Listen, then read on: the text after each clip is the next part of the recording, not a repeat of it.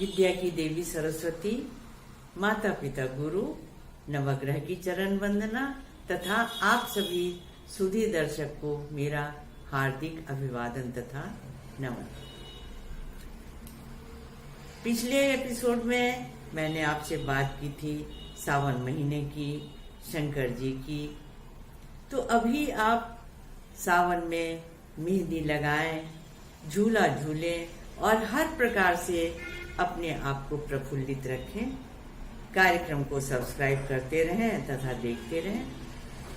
तो जहाँ पे शंकर जी की बात आती है, वहाँ मैं आपसे ये बताना चाहूंगी, जो हमारी जो 5 कर्मेंद्रियां हैं, 5 ज्ञानेंद्रियां हैं, 5 तत्व हैं, सबके नियंत्रक होते हैं शंकर जी। 5 ज्ञानेंद्रिय, 5 कर्मेंद्रिय और नियंत्रक मन, आत्मा, जो आत्मा है जो सद्विवेक को बताता है। और शंकर जी ही विवेक के, शंकर जी ही सत्य हैं, शंकर जी ही परम सुख है। सब कुछ करके भी अगर आपका मन उत्फुल्ल नहीं हुआ तो फिर आप क्या कर सकते हैं। सत्य ही सुंदर है, सत्य ही हमेशा के लिए जीवित रह जाता है। एक गांव में ओल्ड सेइंग है, एक कहावत है कि जब तक सत्य पैर में जूते पहनता है तब तक झूठ पूरी दुनिया को नाप के आ जाता है, लेकिन झूठ टिकता नहीं है। अगर आपकी आत्मा ने ही आपको कहा कि तुमने ये गलत किया, मानस पुण्य मनसा पुण्य हो ही नहीं पापा, मन से ही जो पुण्य आदमी कमाता है, मन ही आपके पाप और पुण्य को बताने वाला है कि आपने सही किया या गलत किया। जहाँ पे हमने आपसे पंचतत्व की बात की है, तो वो 5 तत्व। पिछले एपिसोड में मैंने आपको शिव जी के ओम नमः शिवाय मंत्र की बात की थी, पंचाक्षर मंत्र की बात की थी। तो पंचाक्षर में तो 5 ही अक्षर होते हैं, लेकिन ओम शब्द का उच्चारण मंत्र से पहले लगाने की बात ये होती है, अपनी सारी शारीरिक शक्तियों को समेटना, एकीकृत करना। मंत्र केवल बोलना नहीं होता।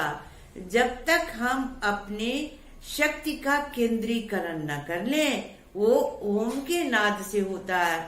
विभिन्न देशों के वैज्ञानिकों ने इस बात को प्रूफ किया है कि ओम का उच्चारण करने से जो नाद होता है, वो एनर्जी जो होती है वो अपरंपार होती है।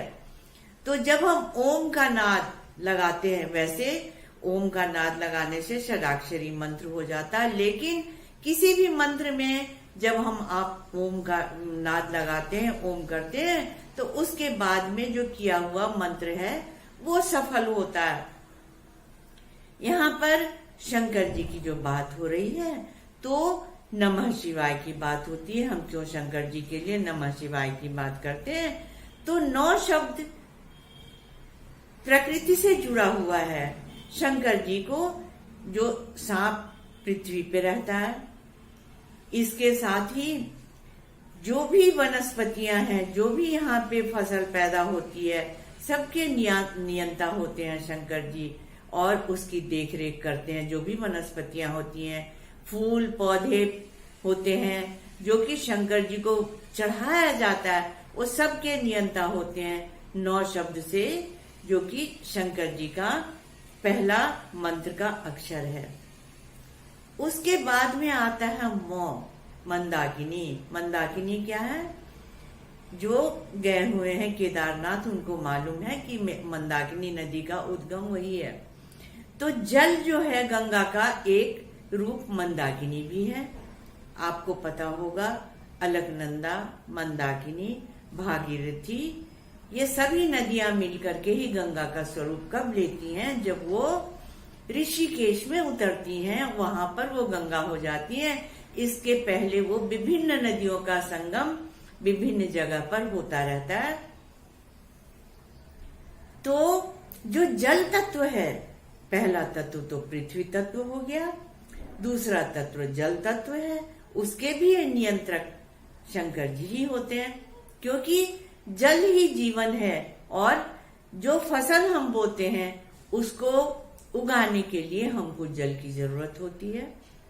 शंकर जी कैलाशवासी हैं, जो कि हमेशा ही स्थिर हैं, अजर हैं, अमर हैं, स्थिर हैं, कैलाश पर स्थिर हैं वो।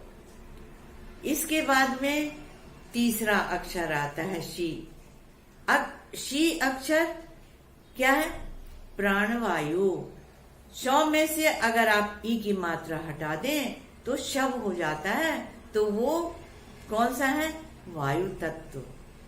जब तक आपने जमीन पे फसल को बोया, जल से सींचा, और जब तक उसमें वायु तत्व नहीं होगा तो किसी भी प्रकार से फोटोसिंथेसिस नहीं होगा।